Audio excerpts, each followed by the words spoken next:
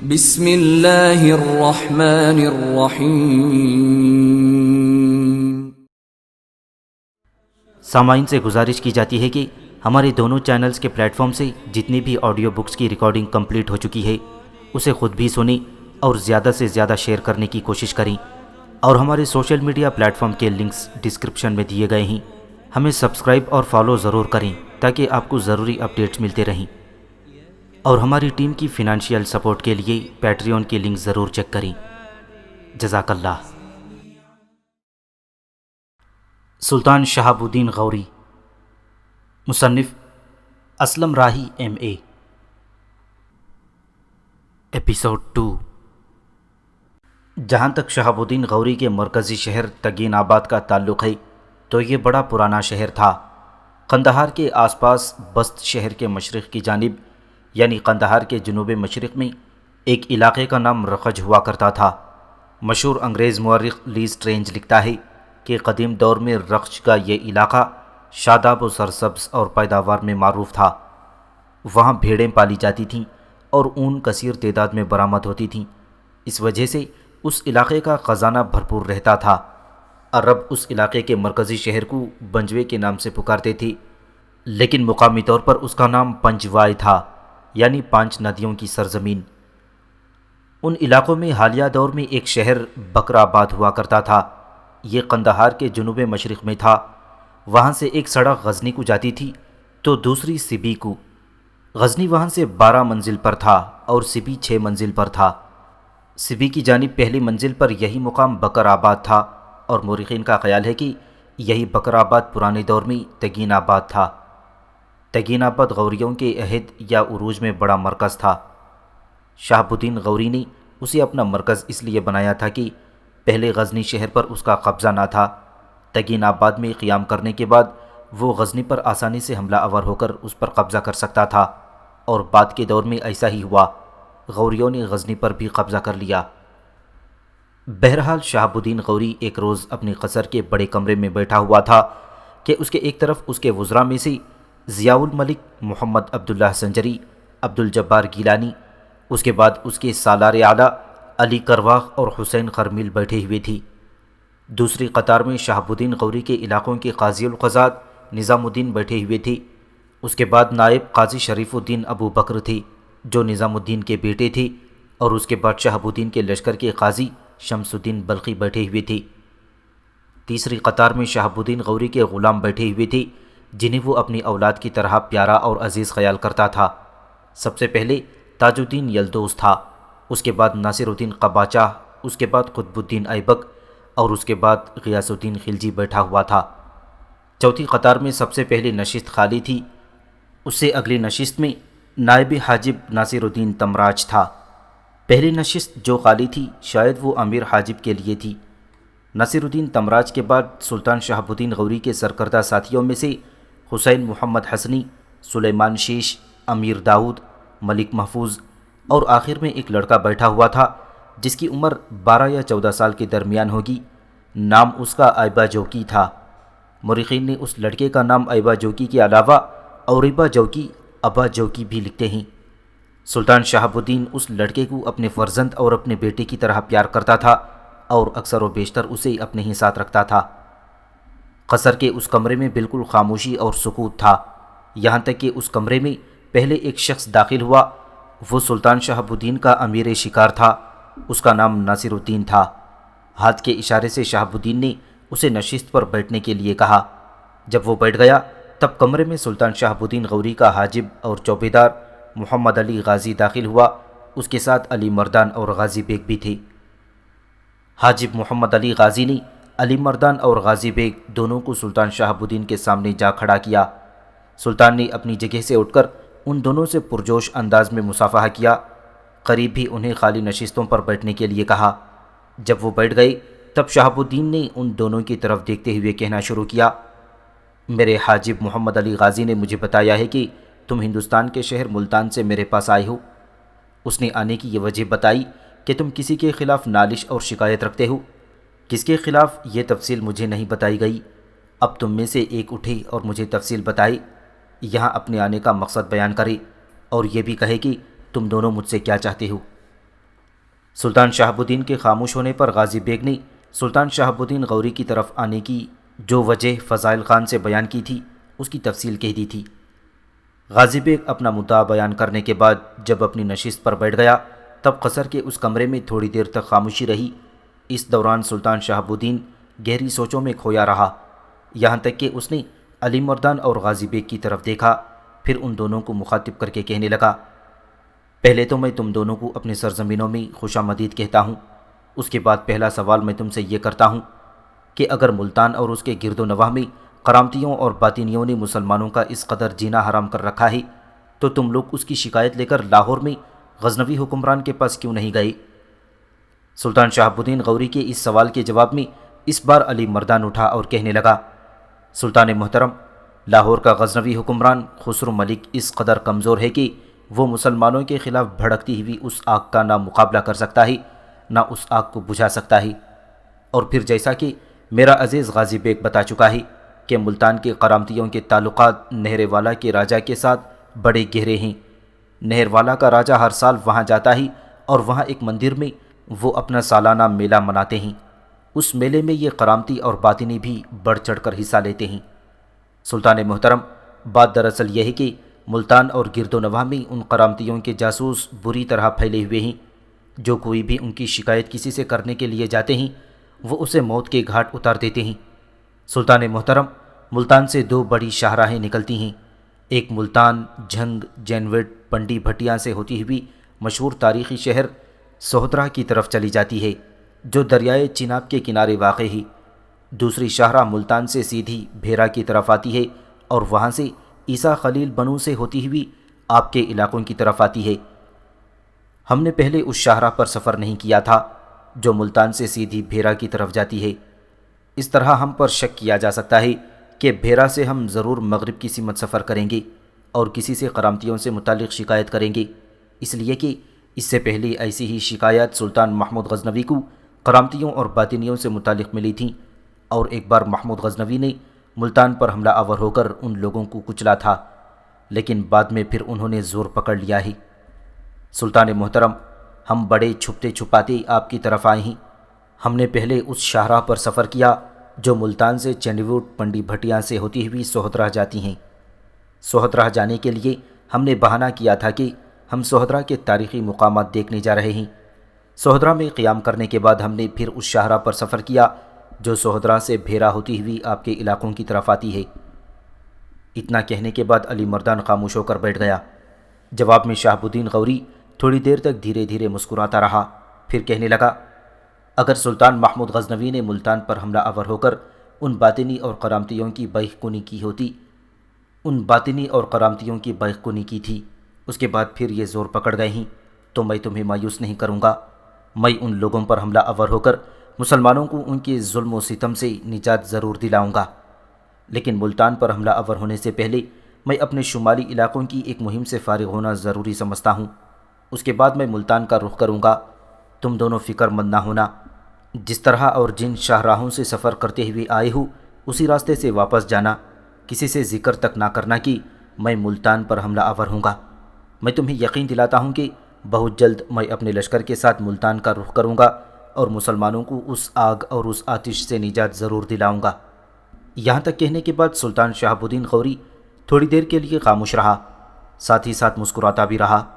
شاید وہ کچھ سوچ رہا تھا، پھر اس نے علی مردان کی طرف دیکھتے ہوئے کہنا شروع کیا، علی مردان، تمہارے ساتھی غازی بیگ نے جو تفصیل مجھے کرامتیوں اور باطنیوں سے متعلق بتائی تھی اس میں نہر والا کے راجہ کی راجکماری کا بھی ذکر کیا تھا، جس سے متعلق اس نے بتایا کہ وہ ابھی نو عمر ہے اور انتہا درجے کی خوبصورت اور پرکشش ہے، اور ایسی بہترین تیر انداز ہے کہ اپنے کانوں سے بالی اتار کر لکڑی میں لگاتی ہے اور چند گز کے فاصلے پر کھڑے ہو کر تیر عین بالی کے بیچ میں مارنے کی مہارت رکھتی ہے۔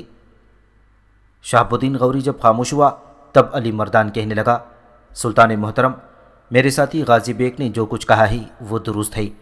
یہ واقعہ پہلی بار پچھلے سال اچ کے شہر میں ہوا تھا، جیسا کہ میرا ساتھی پہلے تفصیل کے ساتھ بتا چکا ہے کہ اچ شہر میں ہندوؤں کا ایک بڑا قدیم اور کافی وسیع اور بڑا مندر ہے، وہاں ہر سال یہ میلہ لگاتے ہیں۔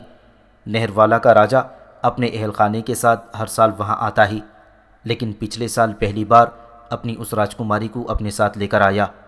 سلطان محترم، وہ راجکماری ابھی بالکل بچی ہے، اسے میں یہ کہہ سکتا ہوں کہ وہ اپنے بچپنے کے پہلے درجے میں ہے، لیکن میں نے اپنی زندگی میں نہ اس جیسی کبھی کوئی حسین لڑکی دیکھی اور نہ ہی اپنی زندگی میں مردوں یا عورتوں میں سے کوئی ایسا اچھا تیر اندازی کا نشانہ رکھنے والا دیکھا۔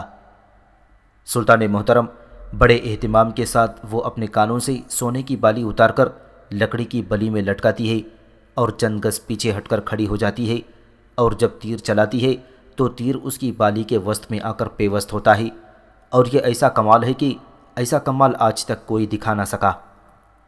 ساتھ ہی جیسا کہ میرا ساتھی غازی بیگ بتا چکا ہے کہ راجہ نہر والا نے یہ بھی اعلان کیا ہے کہ جس طرح اس کی راجکماری اپنے کانوں سے بالی اتار کر اور لٹکا کر چند گز پیچھے ہٹ کر تیر بالکل بالی کے وسط میں مارتی ہے، اگر ایسا ہی کوئی اور کر دکھائے اور راجکماری کی بالی میں تیر اتنے فاصلے پر ہی کھڑے ہو کر پیوست کر دے تو راجہ کا اعلان ہے کہ وہ راجکماری کو اس سے منسوب کر دے گا، اور جب راجکماری اپنے بچپنے سے نکل کر جوانی میں داخل ہوگی تو جس سے اس راجکماری کو منسوب کیا ہوگا راجکماری کو اس سے بیاہ دیا جائے گا۔ سلطان محترم، یہ اعلان نہر والا کے راجہ نے بھرے میلے میں کیا تھا۔ جب اس کی بیٹی راجکماری نے یہ کمال دکھایا تو راجکماری کو حاصل کرنے کے لیے وہاں کھڑے بڑے بڑے نوجوانوں نے اپنی تیر اندازی کے فن کو آزمایا، لیکن کوئی بھی شخص اپنے تیر کو راجکماری کی بالی کے بیچ میں پیوست نہ کر سکا۔ سلطان محترم، نہر والا کے راجہ کا یہ بھی اعلان ہے کہ اس مقابلے میں 15-16 سال سے بڑی عمر کا کوئی لڑکا حصہ بھی نہیں لے سکتا۔ علی مردان جب خاموش ہو کر بیٹھ گیا تب شہاب الدین تھوڑی دیر تک بڑی شفقت بڑی محبت میں ایبا جوکی نام کے اس لڑکے کی طرف دیکھتا رہا، پھر علی مردان اور غازی بیگ دونوں کو مخاطب کرتے ہوئے کہنے لگا، تم دونوں وہ سامنے جو قطار میں لڑکا بیٹھا ہے اس کی طرف غور سے دیکھو، نام اس کا ایبا جوکی ہے، میرے ہاں اس کی حیثیت ایک بیٹے کی سی ہے۔ سنو، نہر والا کے راجہ کی راجکماری اگر چند گز کے فاصلے پر کھڑی ہو کر اپنی بالی کے بیچ میں تیر پیوست کر سکتی ہے تو یہ جو لڑکا بیٹھا ہے جس کی طرف میں نے اشارہ کیا ہے یہ ایسا عمدہ تیر انداز ہے کہ راجکماری کی بالی تو ایک طرف رہی، راجکماری جس کان کے سوراخ میں بالی پہنتی ہے یہ لڑکا اتنے ہی فاصلے پر کھڑا ہو کر راجکماری کے اس سوراخ میں سے بھی تیر پیوست کر سکتا ہے۔ علی مردان اور غازی بیگ دونوں بڑے شوق سے ایبا جوکی کی طرف دیکھنے لگے تھے، جسے زیادہ تر لوگ ایبا کہہ کر ہی مخاطب کرتے تھے۔ کچھ کہنا چاہتے تھے کہ قصر کے اس کمرے میں ایک بار پھر سلطان شہاب الدین کی آواز گونج گئی تھی۔ ان دونوں کو مخاطب کرتے ہوئے سلطان کہہ رہا تھا، میرے دونوں عزیزوں، تم لمبا سفر طے کر کے آئے ہو، چند دن یہاں قیام کر کے بالکل آرام کرو۔ جب تم دونوں یہاں سے روانہ ہونا چاہو گے تو میں اپنے قریبی ساتھیوں سے ناصر الدین تمران اور اس لڑکے ایبا کو تمہارے ساتھ روانہ کر دوں گا۔ ملتان کے نواح تک تم چاروں اکٹھے سفر کرنا، ان دونوں کو اپنے ہاں نہ ٹھہرانا۔ ملتان کے نواح میں کسی سرائے میں ان کے قیام کا اہتمام کر دینا، جیسا کہ غازی بیگ نے انکشاف کیا ہے کہ اگلے سال کا ہندوؤں کا میلہ جو اچ میں منعقد کیا جاتا ہے وہ چند ہفتوں تک منعقد ہوگا۔ اب میں اس ناصر الدین تمران اور ایبا کے ذمے وہ کام لگاتا ہوں۔ اس سلسلے میں میں اب ناصر الدین تمران اور ایبا کے ذمے 2 کام لگاتا ہوں۔ پہلا یہ کہ یہ ہندوؤں کے اس تہوار میں حصہ لیں گے، اور یہ لڑکا جسے تم میرا بیٹا کہہ سکتے ہو وہ نہر والا کے راجہ کی راجکماری سے تیر اندازی کا مقابلہ کرے گا۔ اتنا کہنے کے بعد شہاب الدین غوری رکا، پھر غازی بیگ کی طرف دیکھتے ہوئے کہنے لگا، غازی بیگ، تم نے پوری تفصیل بھی بتا دی، گفتگو بھی ہو چکی، لیکن ابھی تک دونوں میں سے کسی نے بھی نہر والا کے راجہ کی راجکماری کا نام نہیں بتایا۔ اس پر غازی بیگ اپنی جگہ پر اٹھ کھڑا ہوا اور کہنے لگا، سلطان محترم، نہر والا کے راجہ کا نام بھیم دیو ہے، اس کی رانی کا نام راج کنول ہے، اس کے بیٹے کا نام رام دیو ہے، اور راجکماری کا نام کمار دیوی ہے۔ غازی بیگ یہاں تک کہنے کے بعد چپ ہو گیا تو سلطان مسکراتے ہوئے پھر بول اٹھا، جیسا کہ میں کہہ رہا تھا کہ ایبا نہر والا کے راجہ بھیم دیو کی راجکماری کمار دیوی سے اس تہوار میں تیر اندازی کا مقابلہ کرے گا۔ پھر وقت کی آنکھ اور دنیا کی بصارت دیکھے گی کہ تیر اندازی کے اس مقابلے میں ایبا کامیاب رہتا ہے یا بھیم دیو کی راجکماری کمار دیوی۔ اور میں تمہیں یہ بھی بتاتا ہوں کہ ابھی یہ نو عمر ہے، لیکن تیغ زنی میں بڑے بڑوں کو اپنے سامنے زیر کرنے کی صناعی اور ہنرمندی جانتا ہے۔ ان کے ذمے میں پہلا کام یہ بتا چکا ہوں کہ اچھ میں ہونے والے تیر اندازی کے اس مقابلے میں حصہ لیں گے۔ ان کے ذمے دوسرا کام یہ لگا دوں گا کہ یہ ملتان اور گرد و نواح کے علاقوں کا جائزہ لیں اور دیکھیں گے کہ وہاں کے حالات کیسے ہیں، کس موسم میں ہمیں وہاں حملہ آور ہونا چاہیے، اور اگر ہم حملہ آور ہوتے ہیں تو آس پاس کون سی قوتیں ہیں جو قرامتیوں کی مدد کے لیے ہمارے سامنے آ سکتی ہیں۔ جب تک ناصر الدین اور ایبا دونوں ملتان اور اچھ کے علاوہ ارد گرد کے علاقوں کا جائزہ لے کر واپس آئیں گے، اس وقت تک میں اپنی شمال کی مہموں سے فارغ ہو چکا ہوں گا۔ ان کے واپس آنے کے بعد جب پورے حالات تفصیل سے بتائیں گے، تب میں اپنے لشکر کے ساتھ یہاں سے کوچ کروں گا اور ملتان پر حملہ آور ہوں گا۔ سلطان شہاب الدین غوری کا اصل نام محمد تھا۔ تخت نشین ہونے کے بعد اس نے معیز الدین کا لقب اختیار کیا، اس لیے حقیقی طور پر اس کا نام سلطان معیز الدین محمد غوری ہونا چاہیے، لیکن چونکہ اسے ایام شہزادگی میں شہاب الدین کہہ کر پکارا جاتا تھا، لہٰذا تاریخ کے اوراق میں زیادہ تر یہ شہاب الدین غوری ہی کے نام سے مشہور تھا۔ شہاب الدین غوری پہلا مرد مجاہد ہے جس نے ہندوستان میں اسلامی حکومت قائم کرنے کے ارادے سے حملہ کیا۔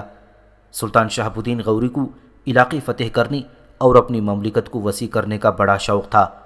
اس کام کے لیے جن جن خوبیوں کی ضرورت ہوتی ہے وہ بھی اس میں موجود تھیں۔ وہ لشکر کی تنظیم و ترتیب دینے میں جواب نہیں رکھتا تھا، اپنے لشکر کو لڑانے اور رہنمائی کرنے کی ڈھنگ بھی جانتا تھا۔ شروع میں اس کی حکومت صرف چھوٹے سے علاقے پر تھی، لیکن اس نے اس چھوٹے سے علاقے کی حکومت پر قناعت کر کے بیٹھنا پسند نہ کیا۔ کہتے ہیں کہ ہندوستان پر حملہ آور ہونے سے پہلے ہی وہ ہندوستان میں اسلامی حکومت قائم کرنے کا خواب دیکھا کرتا تھا۔ مورخین یہ بھی لکھتے ہیں کہ وہ دھن کا بڑا پکا تھا اور جب کوئی ارادہ کر لیتا تھا تو اسے پورا کر کے چھوڑتا تھا۔ وہ ناکامیوں سے گھبراتا نہ تھا۔ اس نے بڑے لائق غلام جمع کر رکھے تھے جو ملکی انتظام اور سپاہ گیری کی جدا جدا قابلیت رکھتے تھے۔ ان غلاموں کو وہ اولاد اور بیٹوں کی طرح عزیز رکھتا تھا، اور وہ بھی ہمیشہ سلطان شہاب الدین غوری پر اپنی جان نثار کرنے کے لیے تیار رہتے تھے۔ سلطان شہاب الدین کا کوئی فرزند نہ تھا۔ ایک مرتبہ کسی مصاحب نے کہا کہ اگر اللہ آپ کو فرزند عطا فرماتا تو آپ کے بعد آپ کے تخت و تاج کا وارث بنتا۔ اس پر سلطان نے مسکراتے ہوئے فرمایا، میرے غلام میرے بیٹے ہیں، یہی میرے بعد میری سلطنت کے وارث ہوں گے۔ اور اس نے جو کچھ کہا تھا صحیح نکلا کہ غلام ہی اس کے بعد وارث ہوئے اور اس کی سلطنت اس کے غلاموں میں تقسیم ہوئی۔ سلطان شہاب الدین غوری صحیح معنوں میں ہندوستان کی اسلامی سلطنت کا بانی تھا۔ اس میں کوئی شک نہیں کہ سپہ سالار کی حیثیت سے وہ سلطان محمود غزنوی کا مقابلہ نہیں کر سکتا تھا، لیکن اس میں ایک خوبی ایسی تھی جو سلطان محمود غزنوی میں بھی نہیں تھی۔ وہ خوبی یہ تھی کہ شہاب الدین غوری جن علاقوں پر حملہ آور ہوتا انہیں اپنی سلطنت میں شامل کر کے ان کا انتظام و انصرام اپنے ہاتھ میں لے لیتا تھا۔ اس کی یہی خوبی ہے جس کی بدولت اس نے ہندوستان میں اسلامی سلطنت کی بنیادیں مضبوط کر دیں۔ یہ بڑا مستقل مزاج، بردبار اور دور اندیش سلطان تھا۔ شکست کھا کر بے ہمت نہ ہارتا تھا۔ سلطان محمود غزنوی نے اپنی زندگی میں کئی معرکے سر کیے، بڑے بڑے سرکش، بڑے بڑے جابر راجوں اور حکمرانوں کو اپنے سامنے گھٹنے ٹیکنے پر مجبور کر دیا۔ اس نے زندگی میں کبھی شکست نہیں کھائی، جبکہ سلطان شہاب الدین غوری کو ہندوستان کے معرکوں میں 2 مرتبہ شکست ہوئی۔ ان 2 شکستوں کے باوجود اس کے پائی استقلال میں کوئی شکست یا کمزوری کے آثار نمودار نہ ہوئے۔ اس نے جو بھی علاقے فتح کیے وہاں مستقل طور پر مسلمانوں کی حکومت قائم کر دی۔ بہرحال کرامتیوں اور باطنیوں کے خلاف شکایات پر سلطان شہاب الدین غوری نے ملتان اور اچھ پر حملہ آور ہونے کا مصمم ارادہ کر لیا تھا۔ علی مردان اور غازی بیگ نے چند یوم تک تگین آباد میں قیام کیا۔ اس کے بعد وہ دونوں سلطان کی تجویز کے مطابق سلطان کے 1 سالار ناصر الدین تمران اور ایبا نام کے لڑکے کو لے کر تگین آباد سے ملتان کی طرف کوچ کر گئے تھے۔ سلطان شہاب الدین غوری نے ملتان اور اچھ پر حملہ آور ہونے سے پہلے اپنی جس شمال کی مہم کا ذکر کیا تھا وہ مرو کے حاکم سلطان شاہ خوارزمی کے خلاف تھی۔ اس وقت غوریوں کی صورتحال یہ تھی کہ غورستان پر سلطان شہاب الدین کا بڑا بھائی غیاث الدین حکمران تھا، جبکہ غزنی، تگین آباد اور آس پاس کے علاقوں پر شہاب الدین کی حکمرانی تھی۔ دونوں بھائی سلطان کہلاتے تھے۔ جب مرو کے حاکم سلطان شاہ نے اپنے علاقوں سے نکل کر غوریوں کے علاقوں پر حملے شروع کر دیے اور ان کے علاقوں کو طاقت و تاراج کرنا شروع کر دیا تب غیاث الدین اور شہاب الدین دونوں بھائیوں نے مشورہ کیا۔ آخر دونوں سلطانوں نے ایک مشترکہ لشکر تیار کیا اور سلطان شاہ خوارزمی کے خلاف جنگ کرنے کے لیے نکلے۔ اس لشکر میں قطب الدین ایبک بھی شامل تھا، جو اس وقت سلطان شہاب الدین غوری کا داروغہ استبل تھا۔ سلطان شاہ خوارزمی جو اس وقت مرو شہر میں مقیم تھا اور جس کے خلاف لڑنے کے لیے غیاث الدین اور شہاب الدین دونوں بھائی نکلے تھے، اس سے متعلق تفصیل کچھ اس طرح ہے۔ سلطان علاء الدین خوارزم شاہ اور جلال الدین خوارزم شاہ جو منگولوں سے ٹکرائے تھے، ان کے آباء و اجداد میں سے ایک حکمران کا نام ارسلان تھا۔ اس کے دو بیٹے تھے، ایک کا نام سلطان شاہ اور دوسرے کا نام تکش تھا۔ دونوں ارسلان کے دو مختلف بیویوں میں سے تھی۔ تکش اپنے باپ کی طرف سے جن شہر کا حکمران تھا۔ جب ارسلان فوت ہو گیا تو سلطان شاہ کی والدہ ملکاب خاتون نے، جو اس وقت دربار میں موجود تھی اور دربار کے امراء پر اپنا دبدبہ رکھتی تھی، ان کے ساتھ ساز باز کر کے اپنے بیٹے کی تخت نشینی کا اعلان کر دیا۔ حالانکہ بڑا بیٹا تکش تھا اور وہی تخت و تاج کا اصل حقدار تھا۔ اپنے بیٹے کو تخت نشین کرانے کے بعد ملکاب خاتون نے تکش کا خاتمہ کرنے کے لیے تدبیریں شروع کر دیں تاکہ اس کے اپنے بیٹے سلطان شاہ کا مستقبل محفوظ ہو جائے۔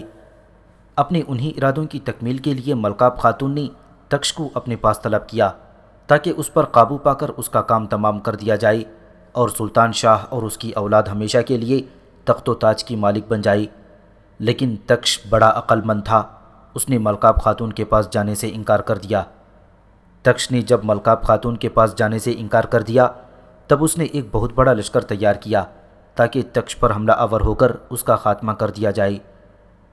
تکش چونکہ خوارزم شاہی لشکر کا تنہا مقابلہ نہیں کر سکتا تھا، لہٰذا اس نے خطا کے ترکوں سے اس سلسلے میں مدد مانگی کہ اگر وہ اپنے چھوٹے بھائی کے مقابلے میں اس کی مدد کریں تو وہ خطا کے ترکوں کو ایک مخصوص رقم خراج کے طور پر ادا کرتا رہے گا۔ جب تکش نے خطا کے ترکوں کو خراج کی ادائیگی کی شرط پر آمادہ کرنے کی استدعا کی، اس کی مدد کرنے کی استدعا کی، تب خطا کے ترکوں کے حکمران گور خان نے اپنے داماد کو ایک بھاری لشکر دے کر تکش کی مدد کے لیے بھیجا۔ ملکاب خاتون کو جب خبر ہوئی کہ اس کے سوتیلے بیٹے تکش نے خطا کے ترکوں سے مدد حاصل کر لی ہے، تب وہ لرز کام گئی تھی۔ وہ چونکہ تکش کے ساتھ ساتھ خطا کے ترکوں کا مقابلہ نہیں کر سکتی تھی، لہٰذا خوارزم کو اس نے چھوڑ دیا اور اپنے بیٹے کو لے کر وہ نیشا پور میں اپنے ایک جاننے والے کے پاس چلی گئی۔ یہ جاننے والا نیشا پور کا حکمران موید الدولہ تھا۔ ملکاب خاتون نے جب خوارزم کو خالی کر دیا تو تکش اپنے لشکر کے ساتھ خوارزم میں داخل ہوا اور بادشاہ بن گیا۔ ملکاب خاتون کا تکش کے خلاف حرکت میں آنا ایک انتہائی غیر سنجیدہ اور غیر دانشمندانہ اقدام تھا۔ اگر وہ تکش کے خلاف لشکر کشی میں اتنی جلدی نہ کرتی اور اسے اپنے ساتھ ملا کر رکھتی تو تکش کبھی بھی اس کے خلاف خطا کے ترکوں سے مدد حاصل نہ کرتا۔ بہرحال ملکاب خاتون اور اس کا بیٹا سلطان شاہ کوئی سال بھر نیشا پور کے حاکم موید الدولہ کے پاس بطور مہمان ٹھہرے رہے۔ اس دوران وہ برابر نیشا پور کے حاکم کو تکش کے خلاف لشکر کشی کرنے پر اکساتے رہے، لیکن اسے خوارزم شاہ اور خطا کے ترکوں کے گٹھ جوڑ کا علم تھا، نیز وہ یہ بھی جانتا تھا کہ وہ تکش اور اس کے حلیفوں کے خلاف لڑنے کی سکت نہیں رکھتا، اس لیے وہ دونوں ماں بیٹے کو ٹالتا رہا۔ آخر انہوں نے اسے یہ کہہ کر اکسانا شروع کر دیا کہ چونکہ اہل خوارزم تکش سے بیزار ہیں اور اس کو پسند نہیں کرتے، اس لیے اول تو مقابلے کی نوبت ہی نہیں آئے گی، اور اگر مقابلہ ہوا بھی تو اس کی نوعیت بس تھوڑی دیر کی ہوگی اور تکش شکست کھا کر بھاگ جائے گا۔ نیشا پور کا حاکم موید الدولہ اس کی ان باتوں میں آ گیا اور ایک بھاری لشکر لے کر خوارزم پر اس نے چڑھائی کر دی۔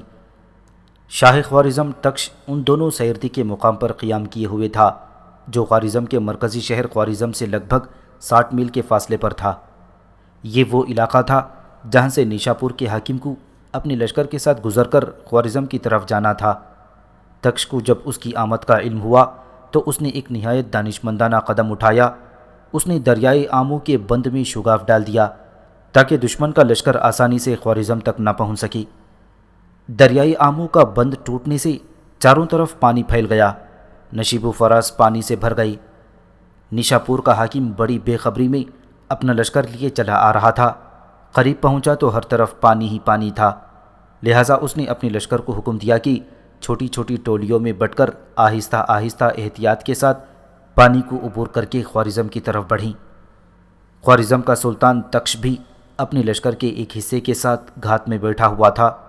جب نیشاپور کے لشکر کا وہ حصہ اس کے پاس سے گزرنے لگا جس کے اندر خود معید الدولہ تھا، تو تکش اچانک اپنے گھات سے نکلا اور معید الدولہ اور اس کے لشکریوں پر ٹوٹ پڑا۔ معید الدولہ کو بدترین شکست ہوئی اور وہ گرفتار کر لیا گیا۔ جب اسے تکش کے سامنے پیش کیا گیا تو تکش نے اسے قتل کر دیا۔ اس موقع پر نیشاپور کے حاکم معید الدولہ کے ساتھ خود سلطان شاہ اور ملکاب خاتون بھی شامل تھی۔ سلطان شاہ تو کسی نہ کسی طرح اپنی جان بچا کر بھاگ گیا، لیکن اس کی ماں پکڑ لی گئی اور وہ بھی قتل کر دی گئی۔ سلطان شاہ آسانی سے ہار ماننے والا نہیں تھا۔ اس نے معید الدولہ کے بیٹے تغان شاہ کو، جو اپنے باپ کا جانشین ہوا تھا، تکش سے انتقام لینے کے لیے ابھارا، لیکن تغان شاہ نے اس کی بات ماننے سے انکار کر دیا، اس لیے کہ وہ جان گیا تھا کہ اگر اس نے تکش کے خلاف حرکت میں آنے کی کوشش کی تو اس کا انجام اپنے باپ سے مختلف نہ ہوگا۔ اس صورتحال کو دیکھتے ہوئے سلطان شاہ اس سے مایوس ہونے کے بعد غوریوں کی طرف متوجہ ہوا اور اپنے بھائی تکش کے خلاف اس نے غوریوں سے امداد طلب کی۔ پھر غوریوں نے سلطان کی مناسب پذیرائی کی، کافی لشکر اور سامان جنگ دے کر اس کی پیٹھ ٹھونکی اور اسے تکش کا مقابلہ کرنے کے لیے روانہ کر دیا۔ انہی دنوں ایسا ہوا کہ خطا کے ترکوں کا خاقان گور خان مر گیا اور اس کی جگہ ترکوں کی حکمرانی گور خان کی لڑکی بنی، اور اس نے اپنے شوہر فونا کو اپنے لشکریوں کا سپہ سالار اعلیٰ بنا دیا تھا۔ گور خان کے تکش کے ساتھ بڑے اچھے تعلقات تھی، لیکن وہ جب مر گیا، اس کی بیٹی ترکوں کی خاقان بنی، تب اس کے اور تکش کے تعلقات خراب ہو گئی۔ دوسری طرف سلطان شاہ جب غوریوں سے امداد حاصل کرنے کے بعد اپنے علاقوں کی طرف گیا اور اسے پتہ چلا کہ خطا کے ترکوں کی ملکہ کی اس کے بھائی تکش سے تعلقات خراب ہو گئے ہیں، تو اس نے اس موقع سے فائدہ اٹھانے کی کوشش کی۔ فوراً وہ خطا کی ملکہ کی خدمت میں حاضر ہوا اور اپنے بھائی تکش کے خلاف اس سے مدد طلب کی۔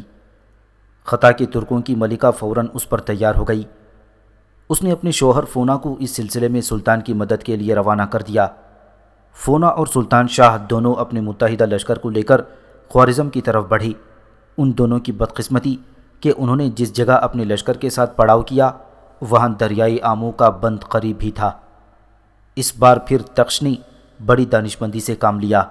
اس نے جب دیکھا کہ فونا اور اس کے بھائی سلطان شاہ کی لشکری اس بار پھر تکش نے بڑی دانشمندی سے کام لیا۔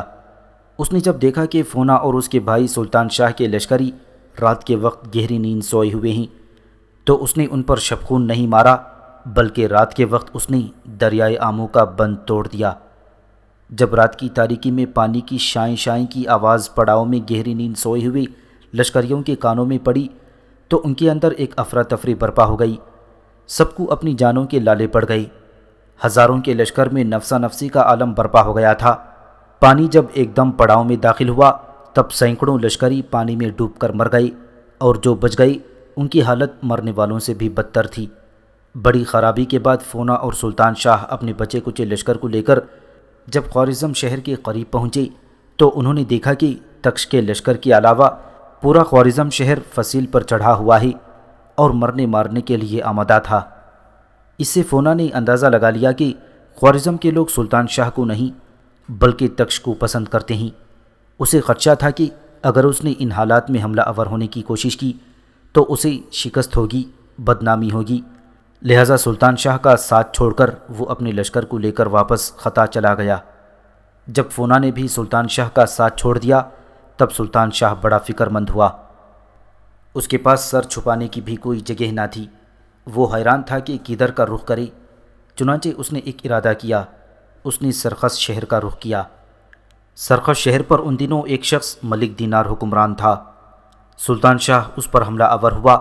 ملک دینار اور اس کے ساتھیوں کے خلاف سلطان شاہ کی کئی جھڑپیں ہوئیں، جس کے نتیجے میں سلطان شاہ کامیاب رہا، اور سلطان شاہ نے سرخس کے علاوہ توش شہر پر بھی قبضہ کر لیا۔ اس طرح اس فتح سے سلطان شاہ کی کسی قدر ہمت بندھی۔ اس لڑائی میں ملک دینار کی مدد تغان شاہ نے بھی کی تھی، جو نیشاپور کا حاکم تھا، اور اس لڑائی کے دوران تغان شاہ مارا گیا تھا اور نیشاپور کا حاکم اس کا بیٹا سنجر بن گیا۔ سنجر ایک کمزور حکمران تھا اور اس کی کمزوری سے سلطان شاہ نے فائدہ اٹھایا اور آگے بڑھ کر وہ مرو شہر پر حملہ آور ہوا اور اس پر قبضہ کر لیا۔ اس کے بعد اس کے حوصلے ایسے بڑھے کہ وہ سبز شہر کی طرف بڑھا، وہاں بھی حملہ آور ہوا اور اس پر بھی قابض ہو گیا۔ دوسری طرف سلطان شاہ کا بڑا بھائی تکش آئے دن کی جنگوں سے تنگ آ چکا تھا، لہٰذا اس نے چند سرکردہ لوگوں کو سلطان شاہ کی طرف بھجوایا تاکہ دونوں بھائیوں کے درمیان صلح ہو جائے، اور اس کے ساتھ ہی انہوں نے ایک شاہی جشن کا بھی اہتمام کیا اور گرد و پیش کے تمام سلاطین اور امراء کو اس جشن میں دعوت دی۔ سلطان شاہ اپنے بڑے بھائی تکش کی اس پیشکش پر خوش ہوا تھا۔ اپنی طرف سے اس نے اس جشن میں شامل ہونے کے لیے کچھ امراء کو روانہ کیا، ساتھ ہی بڑے بھائی تکش کو خوش کرنے کے لیے اس کے پاس جو تکش کے قیدی تھے انہیں بھی رہا کر دیا گیا۔ اس طرح دونوں بھائیوں کے درمیان گہرے تعلقات کی راہ ہموار ہو گئی۔ اب سلطان شاہ نے مرو شہر میں قیام کر لیا تھا اور مرو شہر سے ہی نکل کر وہ اکثر و بیشتر غوریوں کے علاقوں پر حملہ آور ہوتا رہتا تھا، لوٹ مار کرتا اور تاخت و تاراج کرتا تھا اور غوریوں کے علاقوں میں دور تک گھستا چلا جاتا تھا۔ اس کی ان حرکات کو روکنے کے لیے ہی سلطان شہاب الدین غوری اور اس کا بڑا بھائی غیاث الدین اپنے لشکر کے ساتھ سلطان شاہ کی طرف بڑھی تھی۔ دریائے آمو کے قریب مرو شہر کے نواح میں مرغاب نام کے کھلے میدانوں میں اس وقت سلطان شاہ اپنے لشکر کے ساتھ پڑاؤ کیے ہوئے تھا۔ سلطان شہاب الدین غوری اور اس کے بڑے بھائی غیاث الدین غوری نے بھی اپنے لشکروں کے ساتھ سلطان شاہ کے لشکروں کے سامنے پڑاؤ کر لیا تھا۔ کچھ دن تک دونوں لشکر ایک دوسرے کے سامنے پڑاؤ کیے رکھے۔ اسی دوران سلطان شہاب الدین غوری کے استبل کا داروغہ قطب الدین ایبک ایک روز جب لشکر کے ایک حصے کے ساتھ لشکر میں شامل گھوڑوں اور دوسرے جانوروں کے لیے دریا کے کنارے گھاس کاٹنے گیا تو اس کی خبر سلطان شاہ کو ہو گئی۔ اس نے اپنے لشکر کا ایک حصہ علیحدہ کیا اور اس طرف روانہ کیا جس طرف قطب الدین ایبک اپنے لشکر کے ایک حصے کے ساتھ گھاس کاٹنے میں مصروف تھا۔ سلطان شاہ کے لشکر کا وہ حصہ قطب الدین ایبک اور اس کے گھاس کاٹتے ساتھیوں پر بوند بوند پانی کو ترستے صحرا میں خارزار ازل کے صفاق لمحوں اور دل کے آئینوں کو ٹکڑے ٹکڑے شیشہ جاں کو ریزہ ریزہ کر دینے والی بھڑکتے الاؤ کے شعلوں کی طرح حملہ آور ہو گیا تھا۔ جوابی کارروائی کرتے ہوئے قطب الدین ایبک نے بھی ڈٹ کر مقابلہ کیا۔ وہ بھی شب کی بھید بھری خاموشی میں گرداب اجل کے رقص اہانت اور ذلت کی جولان گاہیں کھڑی کرتے غیظ و غضب کے اضطراب اور زیست کی تنابیں کاٹ دینے والے گرم ہواؤں کے تازیانوں کی طرح حملہ آوروں پر ٹوٹ پڑا تھا۔ کچھ دیر تک مرغاب کے ان میدانوں میں جو دریا کے کنارے تھے اور گھاس سے بھرپور تھی قطب الدین ایبک اور سلطان شاہ کے لشکریوں میں ہولناک جنگ ہوئی۔ حملہ آوروں کی تعداد چونکہ زیادہ تھی لہذا قطب الدین ایبک کی انتھک کوششوں کے باوجود وہ حملہ آوروں پر غالب نہ آ سکا اور حملہ آوروں نے قطب الدین ایبک کے بہت سے ساتھیوں کو موت کے گھاٹ اتارنے کے بعد قطب الدین ایبک کو گرفتار کر لیا۔ قطب الدین بیچارہ غلام تھا، ابھی بچہ ہی تھا کہ کچھ بردہ فروش اسے ترکستان سے اٹھا کر نیشاپور لائے۔ ان بردہ فروشوں نے قطب الدین کو نیشاپور اور مضافات کے حاکم فخر الدین بن عبدالعزیز کے ہاتھ فروخت کر دیا۔ یہ امام اعظم ابو حنیفہ رحمۃ اللہ علیہ کوفی کی اولاد میں سے تھی۔ انہوں نے اپنے فرزندوں کے ساتھ قطب الدین ایبک کی دینی تعلیم کے علاوہ اس کی شہ سواری، تیر اندازی اور جنگی فنون میں خوب تربیت کی تھی۔ قطب الدین شروع سے بہادر اور نڈر تھا۔ فخر الدین بن عبدالعزیز کے ہاں پرورش پاتا رہا اور وہیں پر جوان ہوا۔ کہتے ہیں کہ جوان ہونے کے بعد وہ ایک بہترین تیغ زن اور صفات مردانگی سے بھرپور شمشیر زن ثابت ہوا۔ ہر کوئی اس کی بہادری، اس کی شجاعت کی تعریف کرتا تھا۔ قاضی فخر الدین بن عبدالعزیز کے ہاں ہی قطب الدین ایبک جوانی کو پہنچا۔ اس کی بدقسمتی کہ جب وہ اپنی بہتر زندگی کا آغاز کرنے والا تھا تو قاضی فخر الدین بن عبدالعزیز وفات پا گئے اور باپ کے مرنے کے بعد ان کے بیٹوں نے قطب الدین ایبک کو دوسرے تاجر کے ہاتھ فروخت کر دیا۔ وہ تاجر اسے سلطان شہاب الدین غوری کے پاس لے آیا۔ سلطان شہاب الدین اگرچہ قابل ستائش اور صاف اور برگزیدہ محاسن کا حامل تھا مگر ظاہری حسن و خوبی سے مروب تھا۔ اس کی چھوٹی انگلی ٹوٹی ہوئی تھی، اسی لیے اسے ایبک کہہ کر پکارتے تھے۔ کہتے ہیں کہ سلطان شہاب الدین غوری اپنے لوگوں اور اپنے غلاموں کو خوش کرنے کے لیے کبھی کبھی جشن برپا کرتے تھے۔ ایک جشن کے موقع پر سلطان شہاب الدین غوری نے اپنے تمام غلاموں کو ڈھیروں سونا اور چاندی انعام میں دیا۔ قطب الدین ایبک کو کافی اشیاء انعام میں ملی۔ سلطان شہاب الدین کی مجلس سے باہر آ کر اسے جو سلطان سے ملا تھا سب کچھ غربا اور حقدار کارکنوں میں تقسیم کر دیا۔ دوسرے روز جب سلطان شہاب الدین کو اس کی اس فیاضی کی خبر ہوئی تو اس نے قطب الدین ایبک کو اپنی نوازش اور قرب کے لیے مخصوص کر لیا۔ اب قطب الدین ایبک اپنی فراست اور دلیری کی وجہ سے سلطان شہاب الدین کی تخت گاہ اور ایوان گاہ کے پاس رہنے لگا اور اسے اہم ذمہ داریاں سونپی گئیں۔ پھر انتھک محنت سے وہ ترقی کرتا چلا گیا۔ روز بروز اس کا مرتبہ بلند ہوتا گیا اور سلطان کی حمایت کے ساتھ ساتھ وہ ترقی کرتے ہوئے سلطان شہاب الدین غوری کا داروغہ اسطبل بن گیا۔ جس وقت سلطان شاہ کے لشکریوں کے ہاتھوں قطب الدین ایبک گرفتار ہوا تھا اس وقت وہ سلطان شہاب الدین کا داروغہ اسطبل ہی تھا۔ گھاس کاٹتے ہوئے وہ بیچارہ گرفتار ہو گیا تھا۔ قطب الدین ایبک کو گرفتار کرنے کے بعد جب سلطان شاہ کے سامنے پیش کیا گیا تو اپنے لشکر کی اس کامیابی پر سلطان شاہ بہت خوش ہوا، اور قطب الدین ایبک کی اس گرفتاری کے سلسلے میں مورخین کے دو گروہ ہیں۔ قطب الدین ایبک کو گرفتار کرنے کے بعد جب سلطان شاہ کے سامنے پیش کیا گیا تو اپنے لشکر کی اس کامیابی پر سلطان شاہ بہت خوش ہوا۔ قطب الدین ایبک کی اس گرفتاری کے سلسلے میں مورخین کے دو گروہ ہیں۔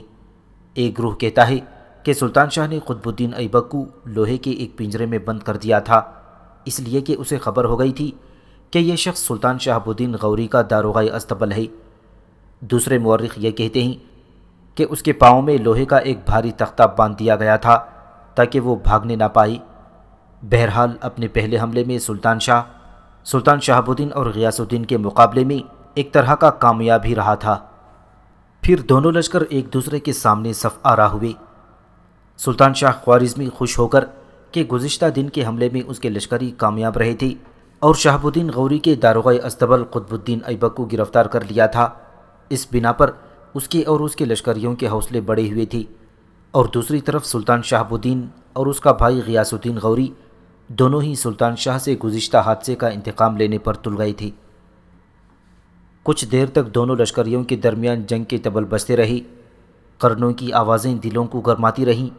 اس کے بعد سلطان شاہ نے اپنے لشکر کو آگے بڑھایا، پھر غیاث الدین غوری اور سلطان شہاب الدین کے لشکر پر سکون دھاروں میں ہلچل اور بغاوت برپا کر دینے والی آہوں کی طوفان خیزیوں، برد خوابوں کو گرم سرابوں میں تبدیل کر دینے والی موت کے رقصاں بگولوں کی طرح ٹوٹ پڑا تھا۔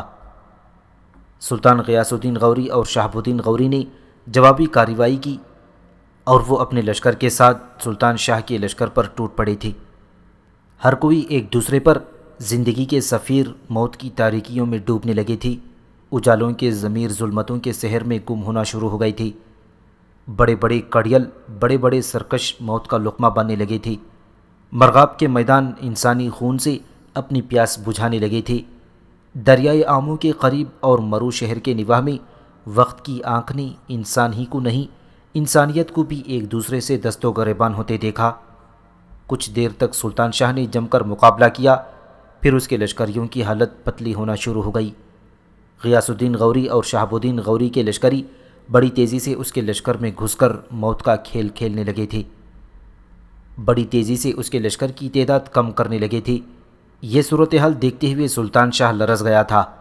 آخر جب اس نے اندازہ لگایا کہ اگر جنگ مزید جاری رہی تو غیاث الدین اور شہاب الدین کے ہاتھوں اسے بدترین شکست کا سامنا کرنا پڑے گا، لہٰذا اپنے لشکر کو بچانے اور اپنے آپ کو مکمل تباہی کے حوالے کرنے سے پہلے اس نے اپنی شکست کو تسلیم کر لیا اور مرو شہر کی طرف بھاگ گیا۔ بھاگتے ہوئے سلطان شاہ اپنی ہر شے پڑاؤ میں ہی چھوڑ گیا تھا۔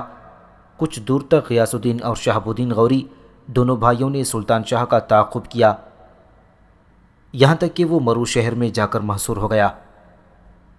سلطان شاہ چونکہ اب پڑاؤ کی ہر چیز چھوڑ کر بھاگا تھا، پڑاؤ کے اندر قطب الدین ایبک بھی موجود تھا۔ مورخین لکھتے ہیں کہ کچھ زندہ دل نوجوان قطب الدین ایبک کو اونٹ پر بٹھا کر سلطان غیاث الدین غوری اور شہاب الدین غوری کے سامنے لائے اور اونٹ کو بٹھایا گیا۔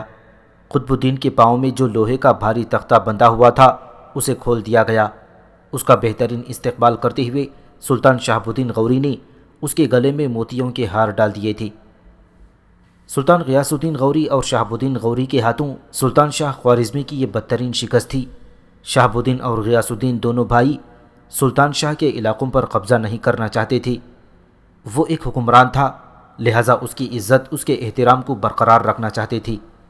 وہ چونکہ بار بار غوریوں کے علاقوں پر حملہ آور ہو کر ان کے لیے نقصان کا باعث بنتا تھا، لہٰذا دونوں بھائی اسے صرف سبق سکھانا چاہتے تھے تاکہ آنے والے دور میں غوریوں کے علاقوں پر حملہ آور ہونا ترک کر دے۔ مرغاب کے میدانوں میں سلطان شاہ کو شکست دینے کے بعد چند روز تک غیاث الدین اور شہاب الدین نے وہیں پڑاؤ کیے رکھا۔ اس دوران سلطان شاہ مرو شہر کے اندر محصور رہا۔ پھر غیاث الدین اور شہاب الدین اپنے لشکر کے ساتھ لوٹے۔ بڑا بھائی غیاث الدین غور کی طرف چلا گیا تھا، جبکہ شہاب الدین غوری اپنے حصے کے لشکر کے ساتھ غزنی شہر کی طرف چلا گیا تھا۔